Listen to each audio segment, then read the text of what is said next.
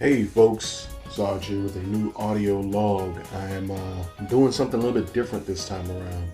Last time I did a little bit of spoken word, and I don't know if it went over very well. I enjoyed it, but that's not what we're doing here today. Today we're going to talk about moving into a place on your own. Now, for a lot of people out there, it's coming into spring break season, it's starting to come into graduation season, and some people are going to have to move on from college dorms. And for a lot of folks, that means moving into a place on their own for the first time, not under, like a housing department or anything like that at the school. So I figured, why not talk about some of the things that I did when I moved into my first place when I got out of the military, because it was an adjustment for me.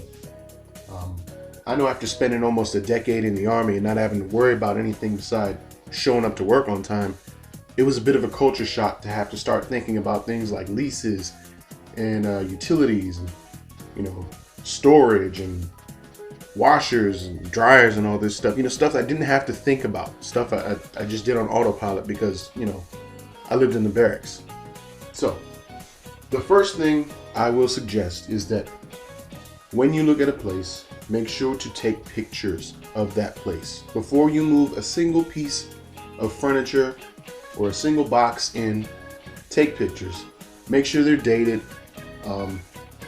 Print out a hard copy, print out a backup hard copy, keep some off-site at maybe at your folks' place, or get a what's it called, a security box at a bank where you can keep documents off-site in case something happens. So you take pictures of any damages, anything that looks out of the ordinary, even the smallest things, small cracks, paint chips, all of that. Take pictures of everything. I mean, with digital cameras, you don't have to worry about film, so take as many pictures as you need to get all of the damage documented so none of it can be pinned on you, right? Once you take pictures of everything and you've got that all filed away and squared away, you still don't get to move in yet, okay? Hopefully, by this point, if you've got the key to the place and you're looking, you've had a chance to pay a security deposit. And what I hope you did is that you paid a security deposit with a money order. Not a check, not a debit card, a money order. A money order gives you 2 points of reference on a receipt, right? You have the money order receipt, which you keep a copy of, obviously, for when you give the money order over to the landowner. And you have the purchase receipt for the money order itself.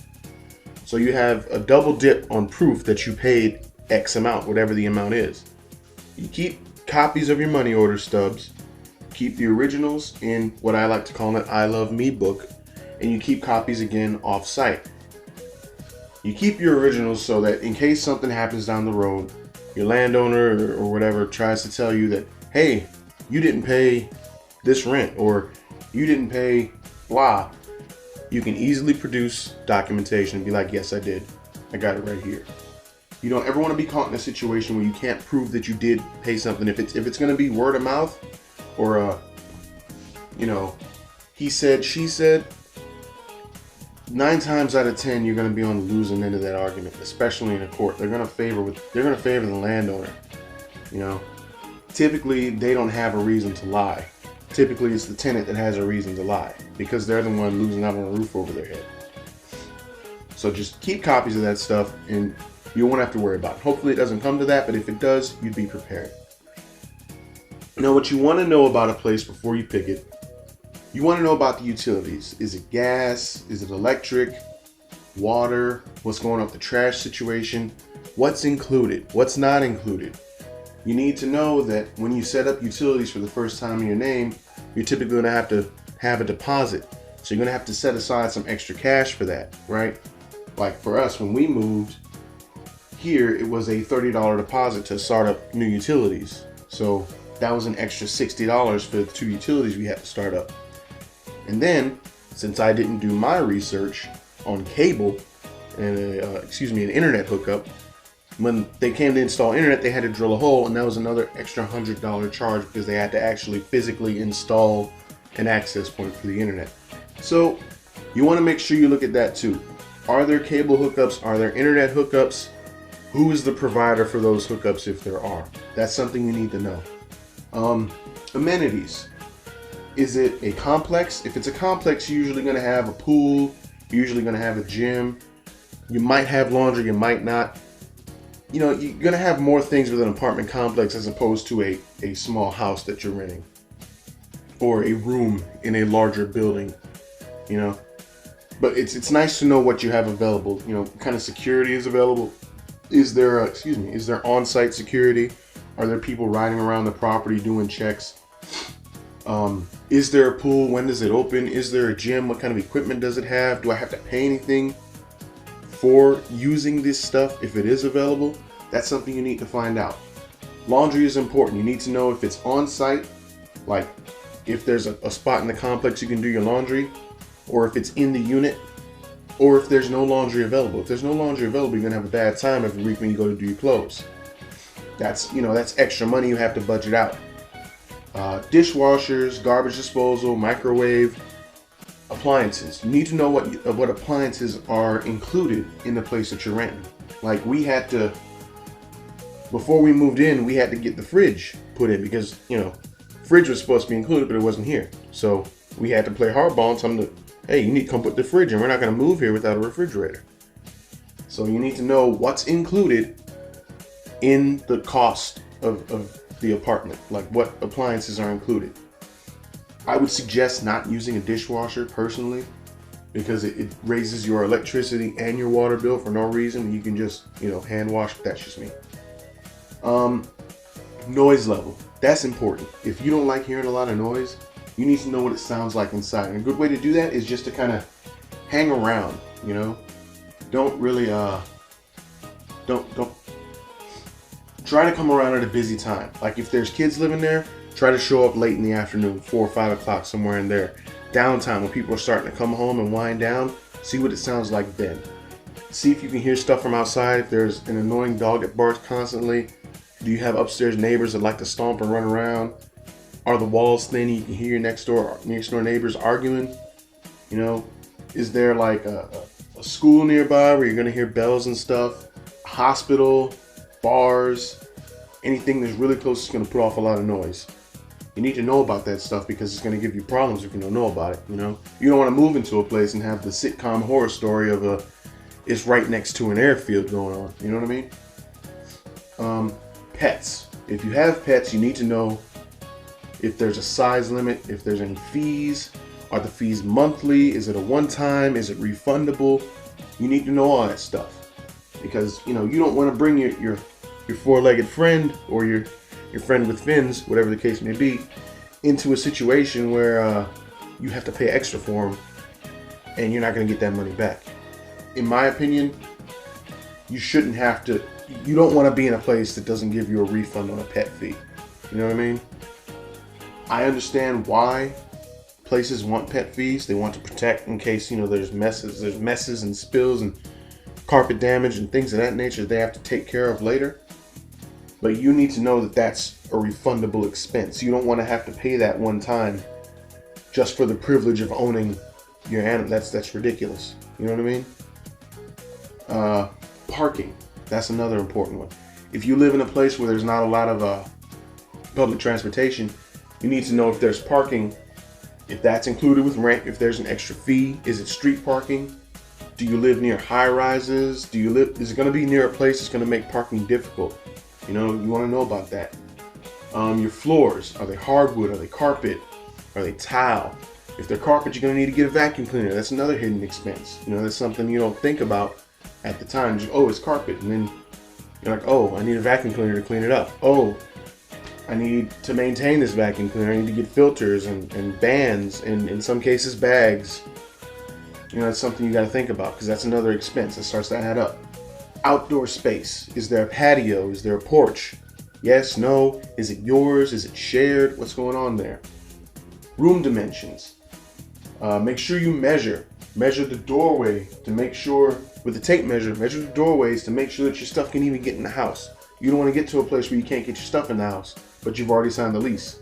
Oops, now you got a problem. Storage space. How many closets are there? Is there extra storage in the building? Is there an outside storage unit?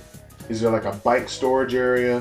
You want to know about that. Check your outlets. How many are in each room, where they're positioned. That'll help you put together your scheme of how you decorate and set things up. You don't want to get somewhere and go, this room's going to be the office, and there's one outlet in there, and it's an old 2-prong outlet, and all of a sudden you can't plug anything up. Water pressure. Check the water pressure in the shower if the water is already on. Check the kitchen and bathroom sink water pressure too, and the toilet. Make sure you know the difference between a low flow and a high flow toilet. You don't want a toilet that's flushing really hard if, that's going to alarm you or something like that. You know what I mean? You want to check all the water pressure. Make sure there's no leaks. You want to check for that stuff too. Because if there's leaks, you need to tell them to fix that before you move in. Check your tub. Make sure that's clean and taken care of. It's not. Check the grout lines on the tub. Check the seal along the wall. Make sure you're not getting water between the tub and the wall. You're going to get water damage that way. You want to check all of that. When you step on the floor in the bathroom in the kitchen, bounce up and down. Has the floor got a little give to it? There might be a water leak. That's something you need to know about. Natural lighting. That's something you need to consider too. You want to look at the windows, where they're positioned, how many there are. Do they already come with blinds? Do they already come with curtains? What floor are you on? You're on the first floor, second floor, third floor. Where you at? You want to know about this so you can adjust your lighting situation as well. Make sure your place has ceiling fans or light fixtures. Not every room has a light fixture. I remember I moved to a place in Atlanta and there were no light fixtures in any of the rooms. I had to buy lamps. So I ended up buying 4 floor lamps for no reason. The only room that had a light fixture was the bathroom. So that wasn't very, very pleasant experience. You need to know about rent. Has it increased lately? If it has increased, how much has it increased over the last 3 years? That's something you need to keep track of. You need to know what your average rent is going to be looking like, and if it's going to shoot up every time you sign a new lease. That's something you need to be prepared for. I had a place, it started at $450, and then after I signed my second lease, the rent jumped up $20. It wasn't a big deal. For my third lease, they wanted the rent to jump up almost $150. But the place I was living in wasn't getting any bigger, so we had to make the decision to leave that place. That's something you need to think about. You need to look at, that situation. Your locks. You need to make sure you got good locks on your doors, front and back. You need to check the status of your doors. Check your floor sweeps. The gap between the door when it opens and closes, that's a floor sweep. Make sure there's not a hole there. Check your weather sealing on your door so you're not letting bugs and stuff in. Make sure your locks are good. They're new. They're solid. You're not, crappy.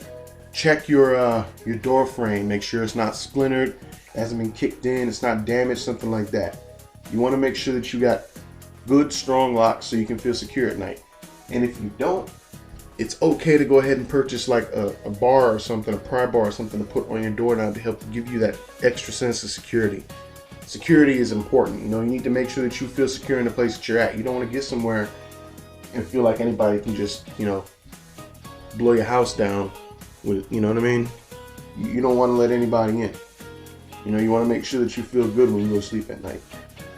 Decorating. You need to know, are you allowed to paint? How much can I decorate? Can I hang stuff on the walls?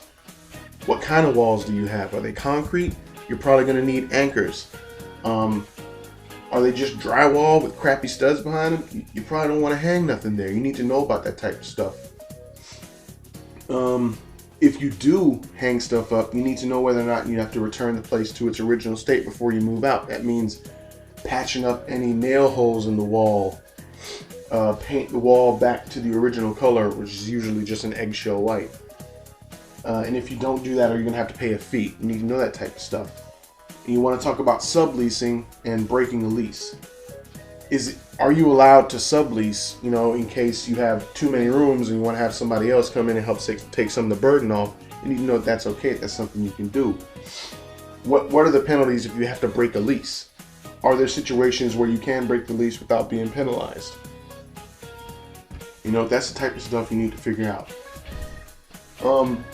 When it comes to putting together an I Love Me book, once you get all that stuff taken care of, all that basic information, you really want to start putting together your book. And what I do is I make a copy of the lease, obviously, copy of the rental agreement, it's usually the same thing, and any other ancillary documents they might give you. Usually the bigger the complex, the more documents you're going to get. They're going to give you their pet clause, they're going to give you their parking clause, they're going to give you all these things.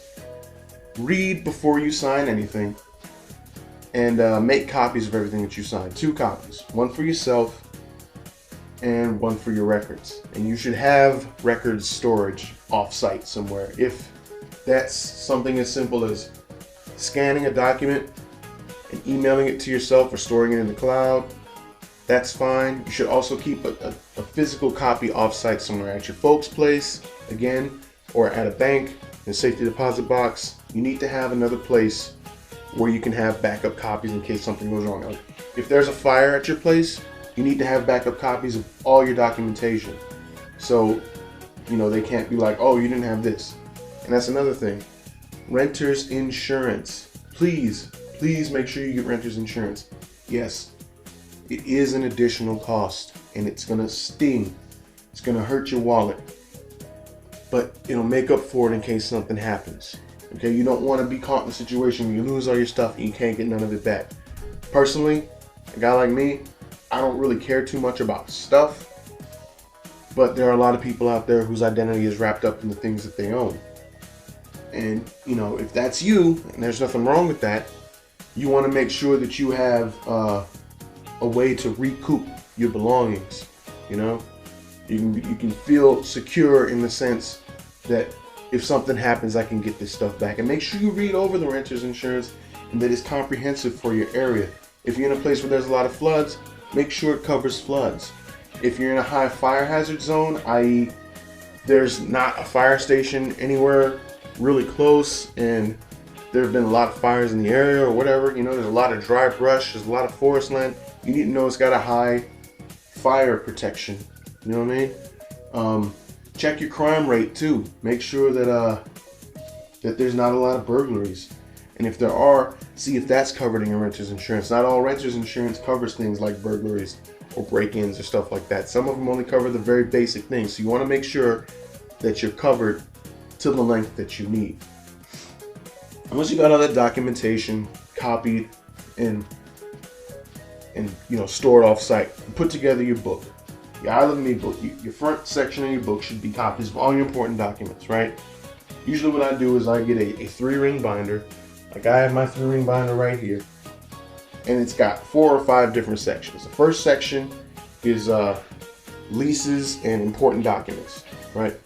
The next section is where I keep my payment records, my receipts for my housing. The third section is where I keep all my utility receipts. And the fourth section is where I keep my vehicle receipts. And fifth section is for groceries and my final budget.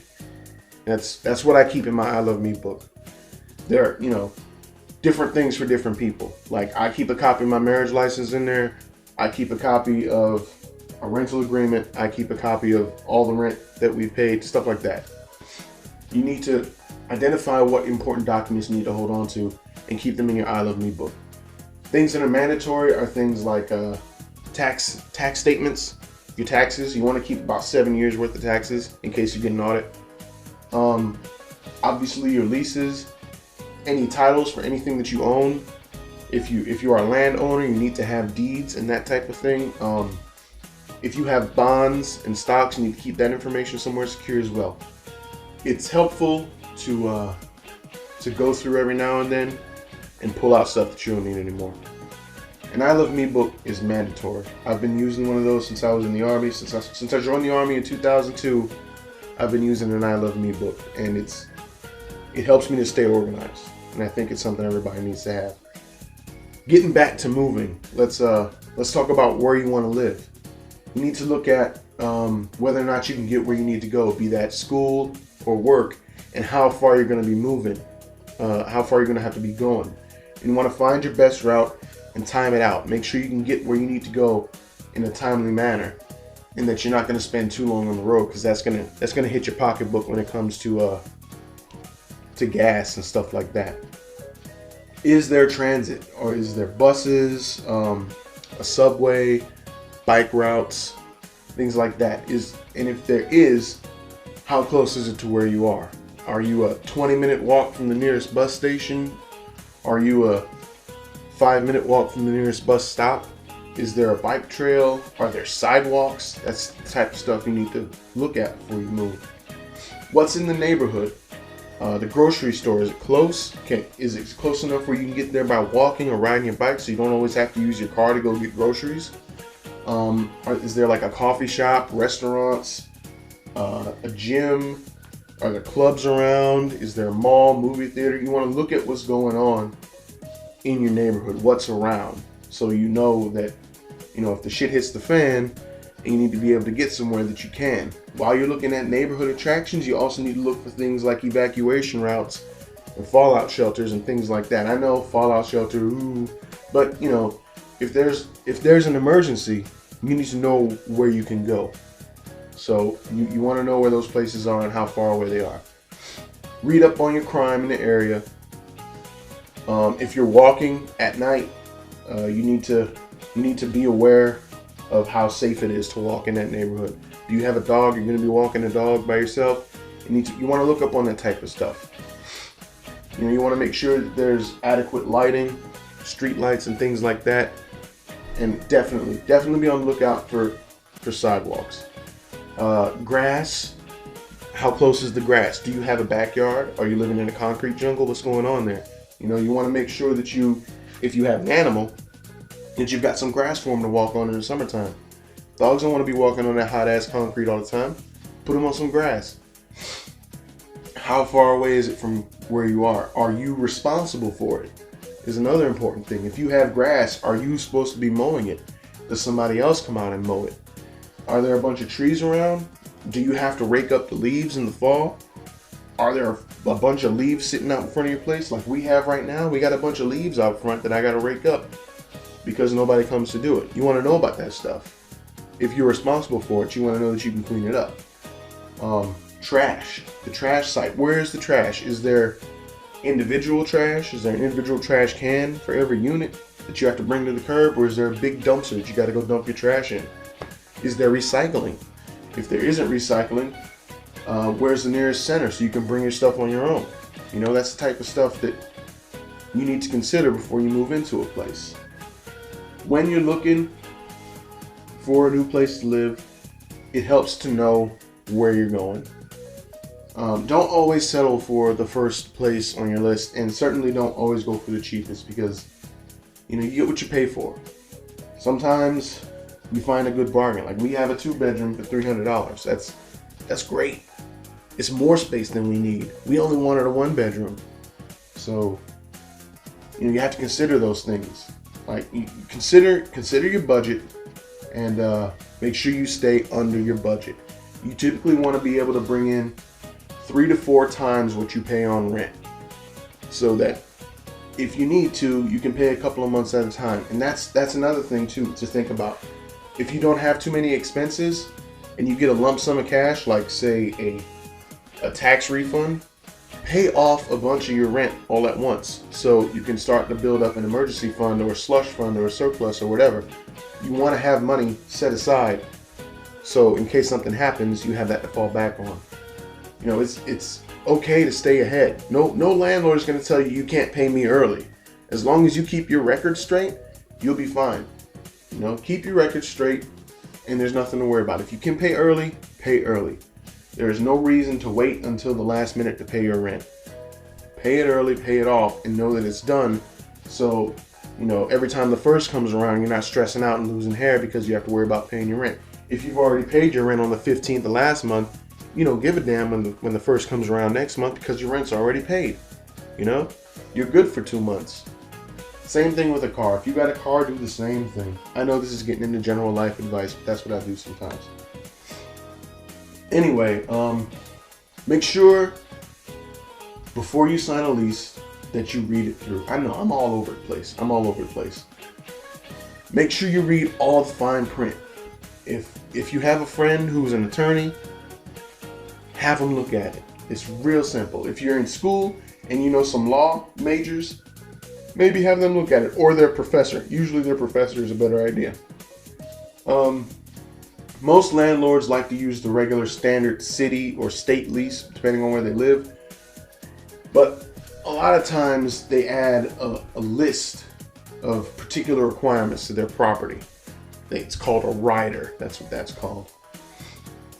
That'll include your rules about your public spaces, your quiet hours, pets, your maintenance, decorating. That's going to be all those rules you need to know. And think about how long you want your term to be. Is it 6 months? Is it a year? Is it month to month? You want to think about that. Make sure that anything promised to you is in writing. If the landlord tells you that they're going to add a garage, they need to write that down. They need to add an amendment to the lease and sign it with the date.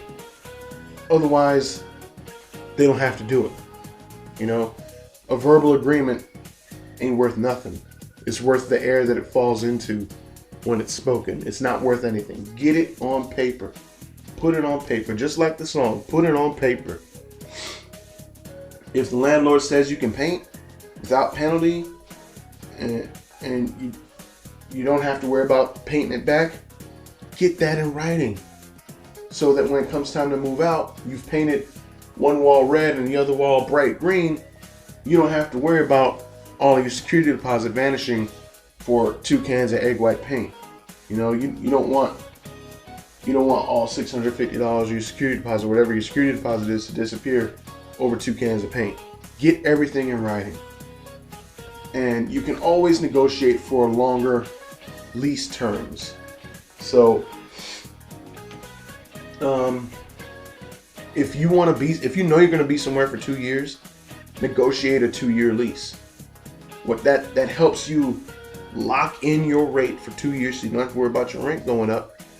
And it gives the landlord peace of mind that you are committed to being there. You're not just gonna pick up and leave. It's a win-win most of the time. But it's not for everybody. It really depends on how happy you are with the place. Make sure you do your due diligence before you sign your lease, and that you are happy with where you are. And you can't really know if you're happy until you've been there. You spent a couple of hours there, you've walked around, you've talked to people, you've observed, you've checked out the area. Trust your gut, okay? That's the last piece of advice I have. Trust your gut. If you have a bad vibe about a place, if you have a bad vibe about a person, get out of that situation. There are plenty of houses available. Worst case scenario, buy some land and build your own, or live out of your car for a little while. Hell, I've done it. You can always, always, always find a better place. Just make sure that where you are is good, okay? That's all I got. If you're going to do an I Love Me book, please keep multiple copies of everything. I really strongly suggest you do one. And best of luck for everybody looking for a new place. I hope that these tips and pointers helped. And that's all I got. I'll talk to you guys next time. This is the Sarge, signing off.